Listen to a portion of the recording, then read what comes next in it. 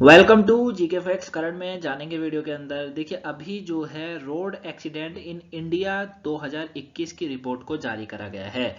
क्या करा गया है? जो रोड एक्सीडेंट यानी कि रोड पर जो दुर्घटना होने के बाद इंसान की मृत्यु हो जाती है, उस पर एक रिपोर्ट को जारी करा गया है। अब ये रिपोर्ट में क्या बताया गया है, किन किन कारणों से ऐसा होता है, उसके ऊपर बात करेंगे। साथ में आंकड़ा क्या कहता है, मौतों का आंकड़ा घटा है या नहीं घटा है, उसको जानेंगे कुल मिला के। और किसके द्वारा ये जारी करी गई रिपोर्ट, उसको भी जानेंगे।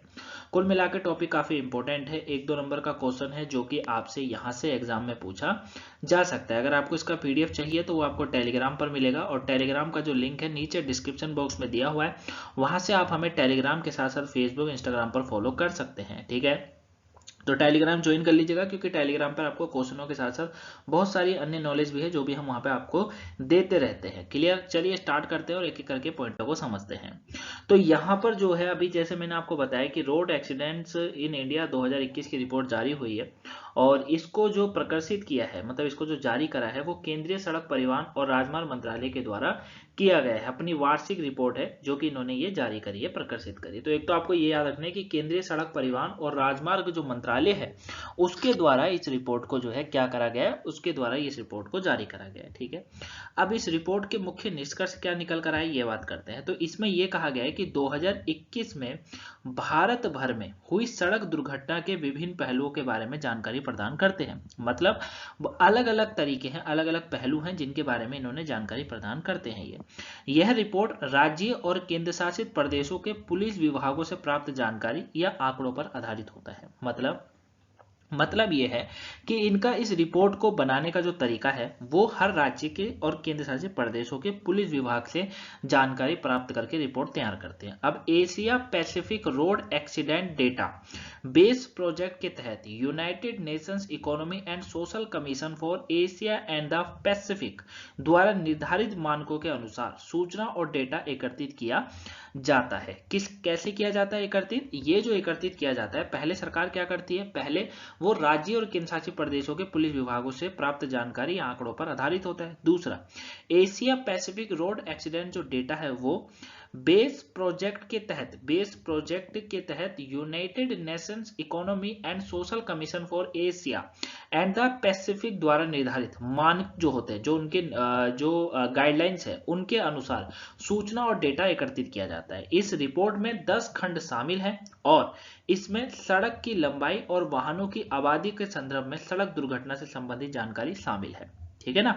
मतलब ये रिपोर्ट के अंदर ये भी है कि इसमें 10 खंड शामिल करे गए, जिसमें से सड़क की लंबाई भी होती है, लंबाई को देखा जाता है, साथ में वाहनों की आबादी देखी जाती है कितनी है, उसके संदर्भ में, यानी कि उस तर्क पे आकर जो है ये सड़क दुर्घटना को संबंधित जो जानकारी होती है वो प्राप्त होती है। अब यह वार्षिक प्रकाशन भारत में सड़क दुर्घटना के गहन विश्लेषण और अवलोकन प्रदान करता है। यह जागरूकता पैदा करने, उपयुक्त नीतियां बनाने और सड़क सुरक्षा में सुधार के लिए सूचित निर्णय लेने में सहायता करने के लिए देश के भीतर होने वाली जितनी भी सड़क दुर्घटना है उनके बारे में व्यापक जानकारी प्रदान करता है। मतलब ये सारी चीज देखिए, इनका कार्य यही नहीं है कि ये केवल ये बता देंगे कि भैया इतनी दुर्घटना हुई, ये हुई, वो हुई, नहीं। ये भी बताते हैं कि किस तरीके से इसमें सुधार करना है और किन किन चीजों को गाइडलाइन का पालन करना है, ये चीजें बताते हैं। क्लियर है? तो ये जो पहला मैंने आपको बताया, ये मैंने बताया कि कैसे जारी होता है, किन किन मानकों पे जारी होता है वो। अब बात करते हैं रिपोर्ट के मुख्य निष्कर्ष की। इसका निष्कर्ष क्या निकल कर आया, कितनी इससे दुर्घटना अभी भी हुई है 2021 में।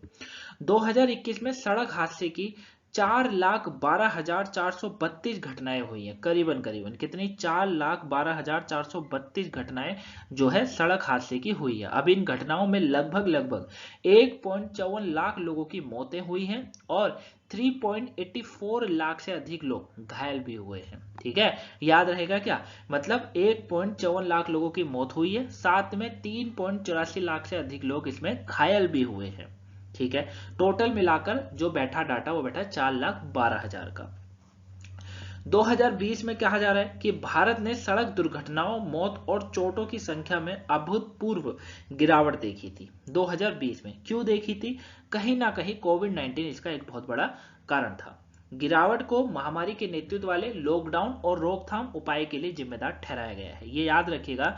देखिए यहाँ पर मैंने बिना पढ़े आपको ये समझाया, क्यों समझाया, एक चीज हमेशा याद रखिएगा, अगर आप डेली वीडियो देखते होंगे तो आपको पता भी होगा कि जैसे क्लाइमेट चेंज हो रहा है, जैसे कोई रिपोर्ट आती है, आत्महत्या रिपोर्ट आती है, अभी ये एक्सीडेंट रिपोर्ट आई है, अगर कहा जाए कि 2020 में इन पर गिरावट आने का मुख्य कारण क्या था, तो आप कहेंगे कि कहीं ना कहीं महामारी जो थी, जो कोविड-19 फैला था, वो सबसे बड़ा कारण था। क्या था? सबसे बड़ा कारण था कोविड-19 का फैलना, फिर लॉकडाउन लग जाना, फिर और तरीके के उपाय भी। ठीक है ना? तो लॉकडाउन के कारण, क्योंकि जब लॉकडाउन रहा तो जाहिर सी बात है गाड़ियां सड़कों पर नहीं थी, तो फिर दुर्घटना कैसे होगी, वो चीज है। 2019 की तुलना में बताया जा रहा है कि 2019 की तुलना में 2021 में सड़क दुर्घटनाओं से संबंधित प्रमुख संकेतकों ने अच्छा प्रदर्शन किया है। यह संकेत कुछ इस प्रकार हैं, जैसे सड़क हादसों में 8.1% की कमी आई, चोट की संख्याओं में 14.8% की गिरावट आई। हालांकि 2019 में इस अवधि की तुलना में 2021 में सड़क दुर्घटना के कारण होने वाली मौतों की संख्या में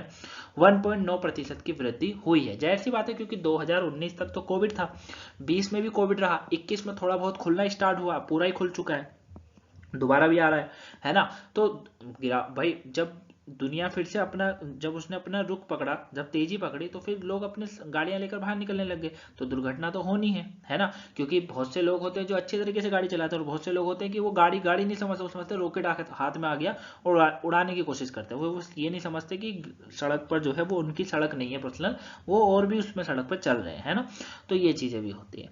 तो ये पूरी रिपोर्ट थी गाइस, आई होप आप इसे अच्छे से समझे होंगे, और अगर कोई डाउट लगा हो तो आप मुझे कमेंट बॉक्स में या फिर टेलीग्राम पर बता सकते हैं, मैं वहां आपको आंसर जो है दे दूंगा। ठीक है? साथ में अगर आप भी जो है वाहन चलाते हैं, ठीक है, तो थोड़ा ध्यान रखना चाहिए, और ज़्यादा गति से ना चलाएं तो ज़्यादा अच्छा होगा, जिससे आप भी सुरक्षित अपने घर पहुंच सके और जो और बाकी लोग होते हैं वो भी सुरक्षित अपने घर पहुंच सके। ठीक है?